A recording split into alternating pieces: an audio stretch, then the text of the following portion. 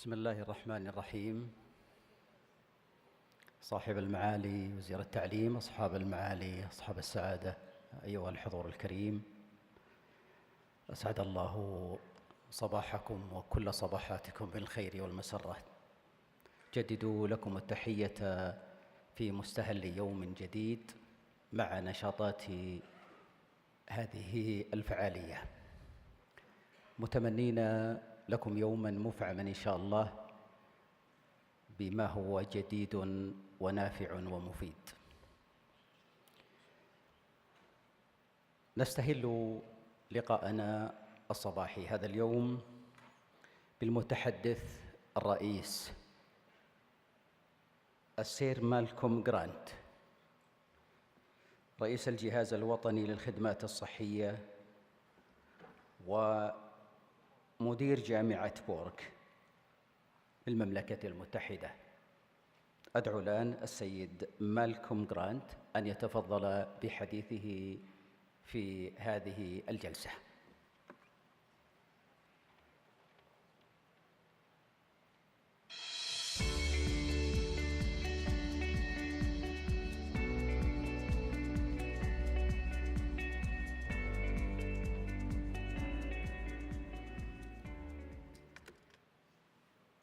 Ladies and gentlemen, good morning, and may I start by expressing my gratitude and the gratitude of all the international delegates to the organizers of this most interesting and exciting symposium.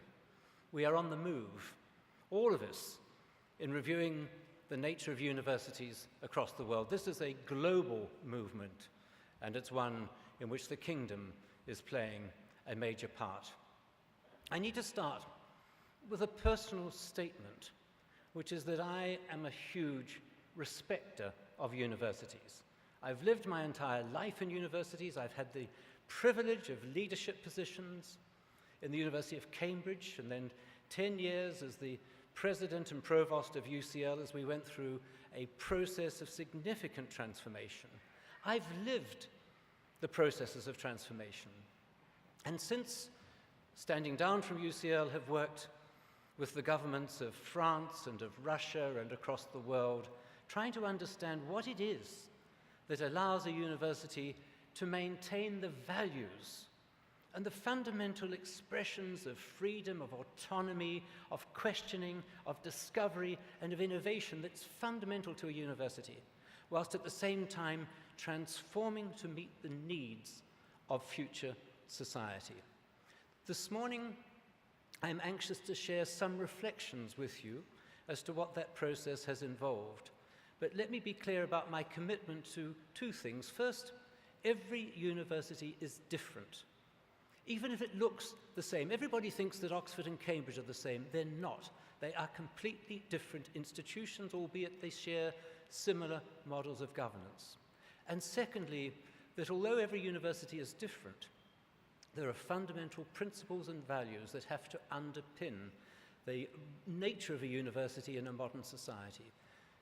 In the universities where I have had the experience of serving, those values have persevered for hundreds of years at a time when politics externally has been turbulent and society has been changing.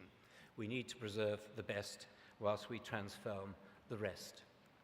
So I'm going to start with two slides which merely are scene setters, because much of the content of these slides has been discussed already in yesterday's sessions. The first slide is a demonstration of what we've been through. What's the story so far? The demographic change that has affected all of our societies. The concept of students, the growing concept of students as global citizens, not merely we are preparing students for a small local labour market. We want to prepare students who can work anywhere in the world, adapt to local circumstances, and play a major part in the economies where they're based. We can start to see that universities are not themselves isolated institutions. They're part of a global network of knowledge. This has been true since the Middle Ages. It's ever more true in the 21st century. We can see a growing approach to this through memoranda of understanding between universities, many of them completely useless, but some of them actually yielding returns. Student exchanges, mobility schemes, university partnerships, and I'll come back and talk about some of those subsequently, and new models of engagement with industry. All of this is taken as read. The challenges for the 21st century, many of which have been discussed yesterday, but which are worth bearing down on just very briefly. We've seen the industrial revolutions successively taking us through processes of mechanization, of mass production, of automation, and of digitization. The process has then made a significant decline in the need for skilled labor, which has to be met by an increase in skills for our populations to survive in a different world.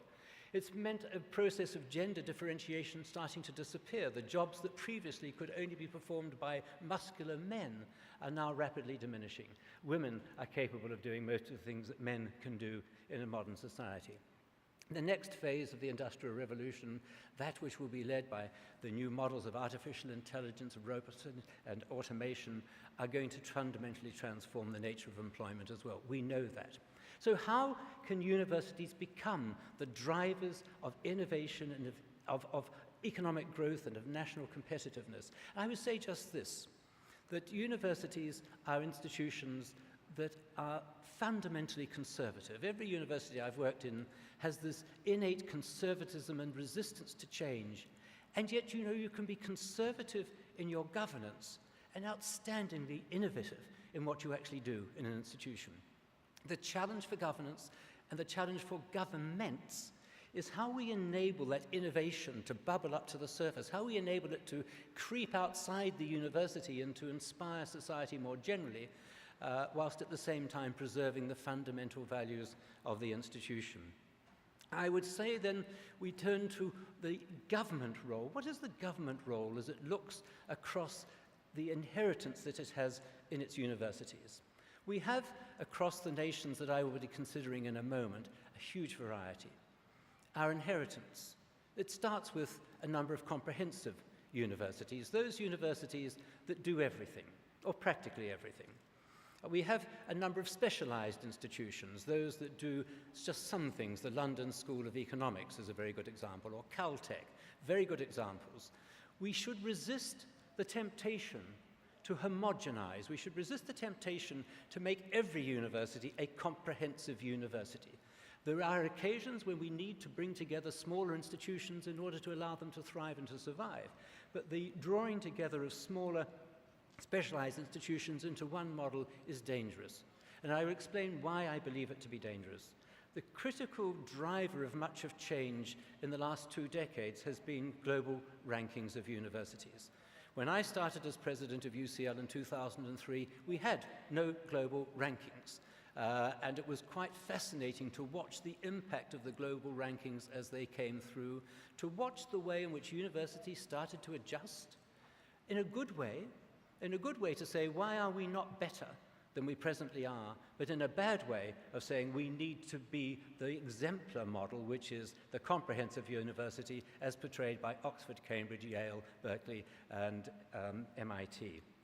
So I think that we need to be careful about praising the league tables as anything other than artifacts and remote measures of performance. So those models that I've just outlined lead in many nations to a quite fragmented model of higher education. And we're starting to see globally significant movements. Movement number one is mergers of universities, bringing universities together and merging the two. I can see that this has been effective in some cases, but it's least effective when 2 universities of equal size and with comparable missions try to come together and defragment their internal arrangements. It's much more, I think, successful when we've had vertical integration, which has been to take specialized research institutes and bring them into a bigger university. Why? I would say that specialized research institutes which are too narrow have no future. The future has to be in much more collaboration across disciplines, much more multidisciplinarity, much more interdisciplinarity. And in my role as chairman of the NHS in England, I've been able to see how far the future of health and medical science is dependent upon disciplines that 10 years ago we would not have thought had any contribution to make in that arena. I think then The next area of interest for defragmentation is around formal institutional collaboration agreements. Collaboration is the counterpart to competition. Competition will drive performance across all of our countries and within our countries and within universities. Competition is an immensely important concept, but its counterpart is collaboration. Starting to see now how the great universities of the world can collaborate with each other in improving what each can do and sharing the results. By the way, industry is much better at collaboration than universities are, and I think there is much learning for us to have from that. Establishing new institutions is another approach that we can take, and CAST, which is represented in the room today by its president, Tony Chan, is a very good example of being able to start afresh in a new environment. And then I want to look at the process of driving change by differentiating through competitive financial allocations. I'm going to look at 3 countries. I'm going to look at the UK, I'm going to look at France, and I'm going to look at Russia. At the UK, my experience was a lived one by being president of a university. In France, I have got the privilege of chairing the jury, which has undertaken the review of many of these initiatives. And in Russia, I've been a member of the 5100 International Committee. So the common features of all of these is, first of all, how do you define what the objectives are?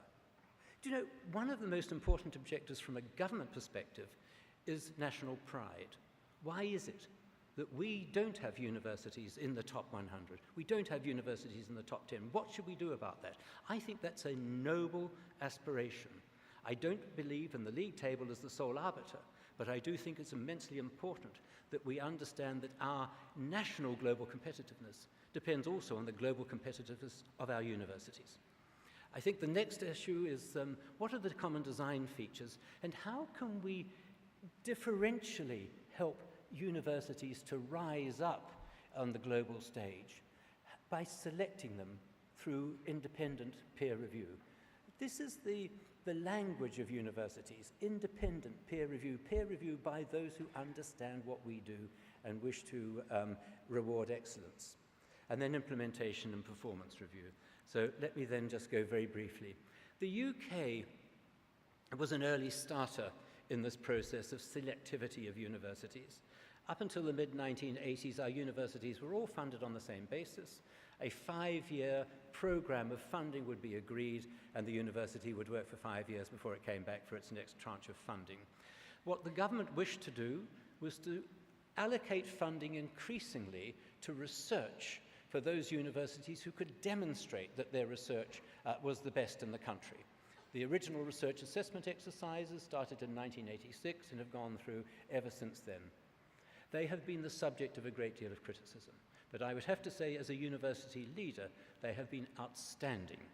Outstanding in the sense that research investment has been increasingly concentrated around the best research, the globally leading research. The money now only goes to research which is of global competitiveness in its own right.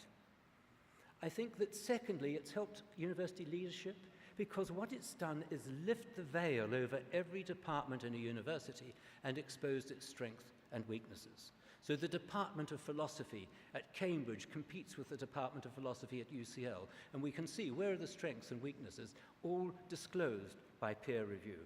I think that transparency and that reliance upon external expertise has been fundamental to the credibility of the exercise. And it has been something that has been so successful that one of the big criticisms is that the UK has turned its back on teaching quality, that research has absorbed the concentration of our leading professors and teaching has been neglected. That is a legitimate concern. However, the government's current model of introducing a comparable exercise for teaching is inherently flawed.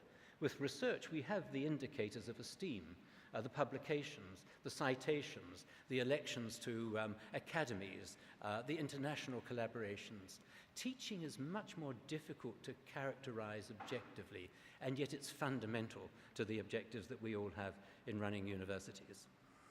So the other factor which I will talk about subsequently is around mergers of institutions. I would say that within the UK there have been some spectacular mergers between Manchester University and the Manchester Institute of Technology, for example. But across the nation, There have been quiet mergers as smaller institutions have voluntarily elected to merge with, excuse me, with bigger institutions. So let's leave the UK to one side. That's an institution, a nation that's had largely established universities and has worked to focus their world-class status by focusing on research. Let's turn to France, and with France, I think the challenge is entirely different. With France, we see a nation where the quality of science and technology research is absolutely outstanding. But the picture to the rest of the world is obscured. It's difficult to understand where excellence really can be found in France, because you have a hierarchical model of grandes écoles, of universities, of the research institutes funded by INSERM and by CNRS, great research occurring, but not a clear understanding of what the university's role is in that hierarchy. So when it comes to assessing French universities within the global league tables, there is a real problem of invisibility. There are a few, like Sciences Po, for example, ENS, which come through on the league tables because of the undisputed excellence of what they do, but the universities themselves do not have that comparable visibility. And so France has risen to the challenge, again, of national pride, of understanding that there are things that are wrong if the rest of the world doesn't understand the excellence of French research. So how should they go about that? And under President Sarkozy, the original initiatives were taken around 2008, 2009 to try to defragment the French system. This defragmentation is critical. How do we join together the research and the teaching exercises across France, and also to invest in universities, which by common assent had been deteriorating in physical terms, sometimes scruffy, unattractive campuses, overcrowded lecture halls, students who may join a French university as undergraduates without passing any special exam or selectivity above the baccalaureate, and a feeling that the universities were the neglected aspect of higher education and research in France.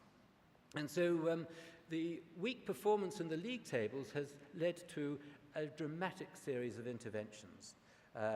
The exercises that I'm about to describe to you have another characteristic. They are competitive. Universities have to bid for resource, have to bid to participate. The bidding process is undertaken completely in the English language, and there is an international jury completely without any French members participating in it, which does the adjudication. And so the strategic response, first of all, the EDEX program, which has been to draw together universities into clusters and into mergers.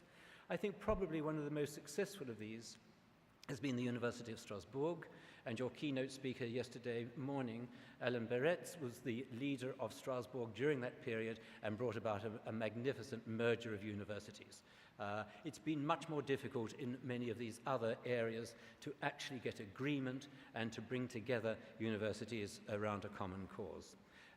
And the EDEX program will be reviewed again later this year. LabEx. So LabEx was another proposal to invest significant sums. Remember, we're talking about billions of euros across the world going into universities for this transformation. France has done it in this way. LabEx was an attempt to draw together these rather fragmented research laboratories with the universities under a common leadership structure, with common funding, with common objectives, and to produce a huge uplift in the quality of research. And I presided over the LabEx review towards the end of last year, and I can say that in many cases that's been very, very successful, but not in all cases. In many cases, these ancient models of conservatism and competitiveness and division will still prevail. It takes more than just money and enthusiasm often to overcome the forces that draw institutions apart. And then thirdly, the graduate schools. The model for France higher education at the moment has been one in which undergraduate education is undertaken in the grandes écoles or in the universities. The doctoral supervision is undertaken in the research institutes and is fine in many cases, but there is a gap between the two. So the Graduate Schools Initiative is a proposal to establish schools across different clusters of French universities and research institutes so that you can track the pathway. For a student who comes in as an undergraduate, who can do a master's program and is trained in research methodology and is therefore prepared to undertake a PhD under detailed supervision, but where there is a joined up pattern of progression around the student and not around the institution.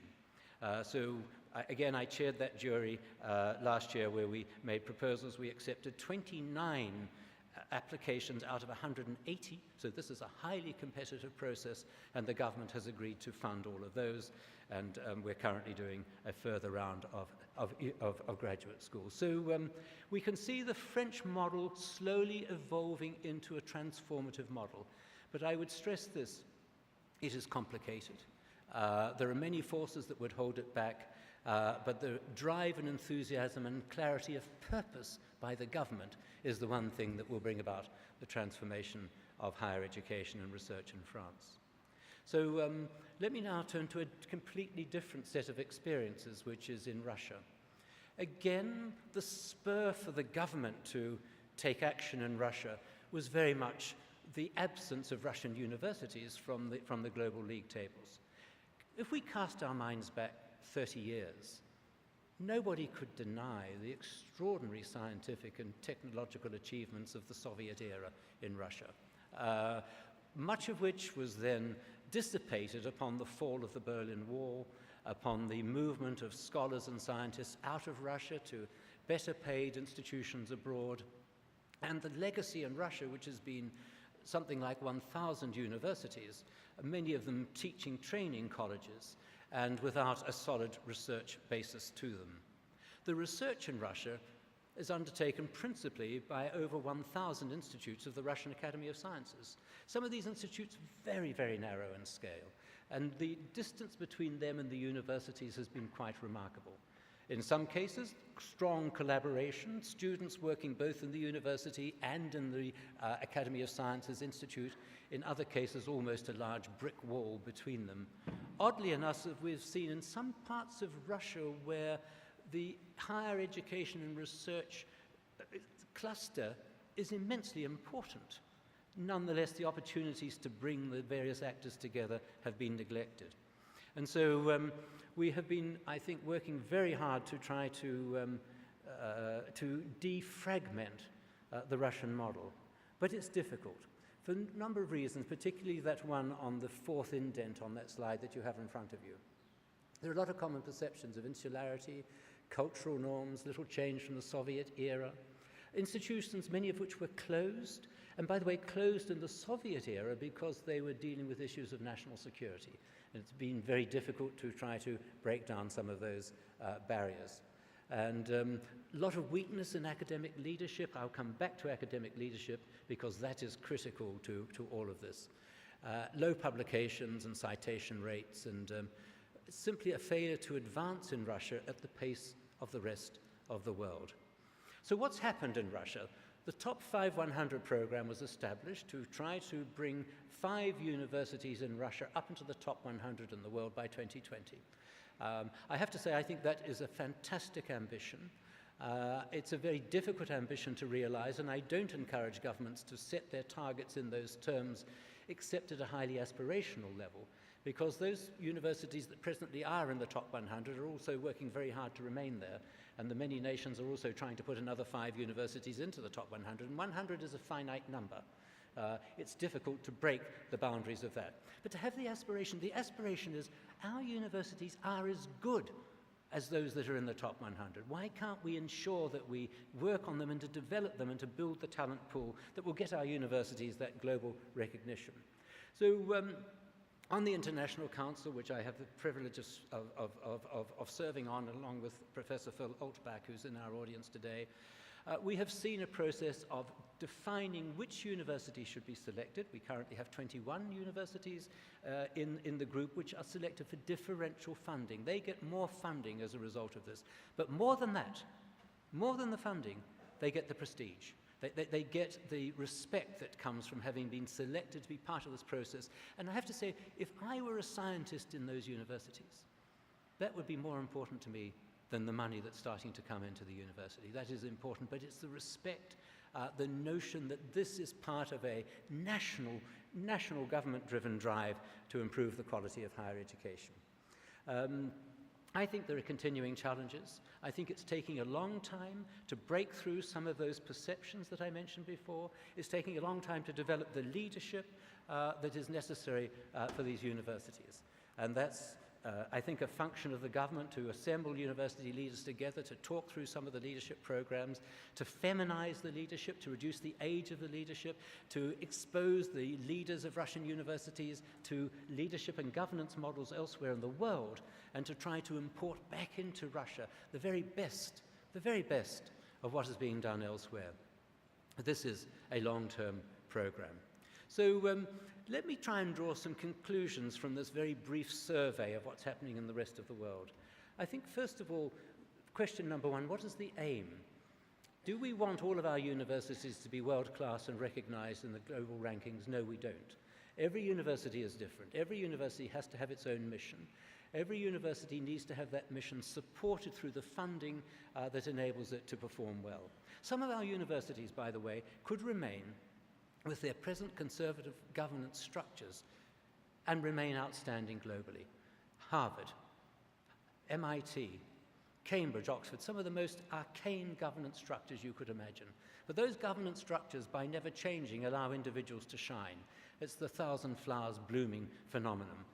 Other institutions, I think, are undermined by the failure of their governance structures, and I'm conscious that the next session this morning will examine governance in universities, so I don't want to trespass upon that. But governance is immensely important, moving away from the influence too closely of government, promoting autonomy, promoting the opportunities for leadership, and rewarding good leadership. The second question then is, how do we assess the outcome of a transformation process? It must follow from what I've just said that there is no single model of outcome measurement. If the objective is to propel a number of universities into the top 100 in the world, that's one outcome measure, but you should not be disappointed if it doesn't succeed. That's progress and development and improvement for all the universities. We may need different measures of success to understand those. My third issue for precondition is the issue of trust and autonomy. Many universities around the world have inherited a model in which they are governed by law in their internal organization and disposition of activity. That, I think, is an inhibitor for innovation within universities.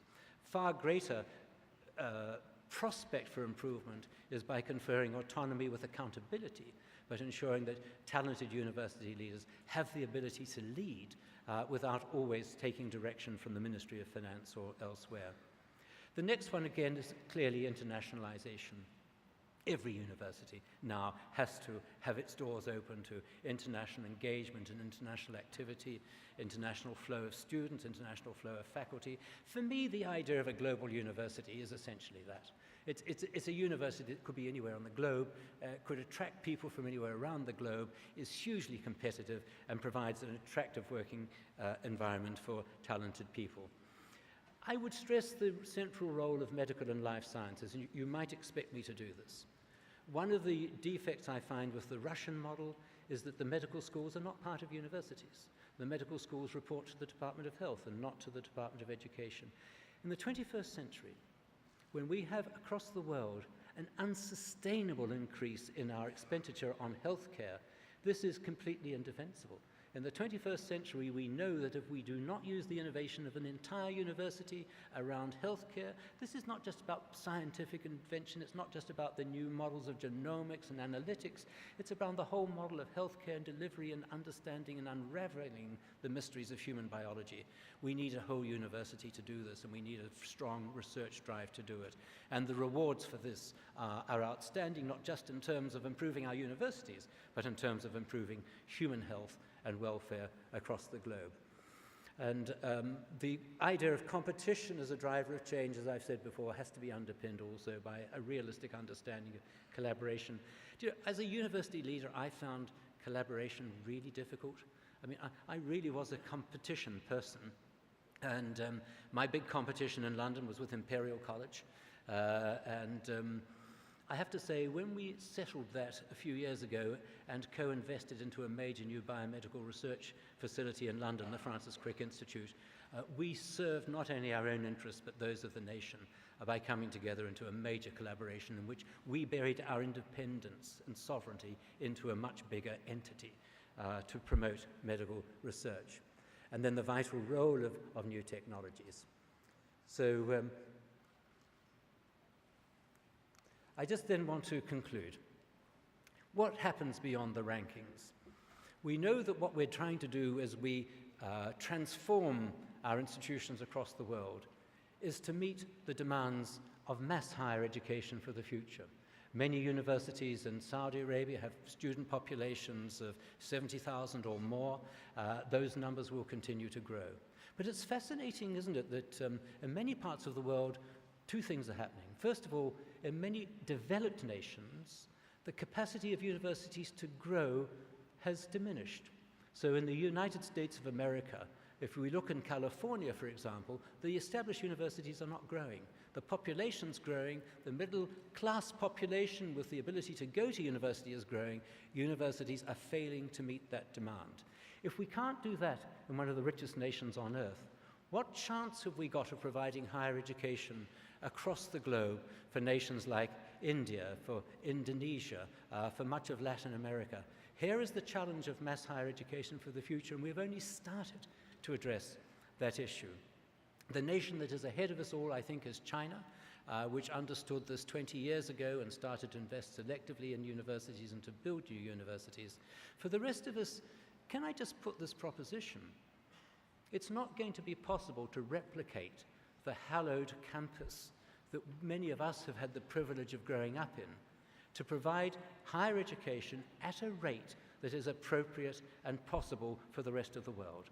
We have no choice but to turn increasingly to online models, but not online models in the model of the MOOCs, which I think are fascinating, but not satisfying, but an online model of higher education which is exhilarating, which is tantalizing, and which captures a population that previously was not going to be able to access online higher education at all. My exemplar here, and I confess again, an association with Arizona State University, whose online models, fueled now by artificial intelligence, wrapped around the learning capabilities of a student, will allow us ultimately to dispel with the model of semesters or terms or graduate learning at the pace of the institution into a model which is much more attuned to that of individuals. And the way in which ASU will develop that is not just on its own, but through a global network, and particularly a network that it's established with two other universities, King's College London and also the University of New South Wales. This, for me, is a tentative step into a future. Universities collaborating globally around specific aims, using new technologies, and with an ability to bring higher education across the world in novel ways and ways which will advance the needs of society globally. Thank you very much.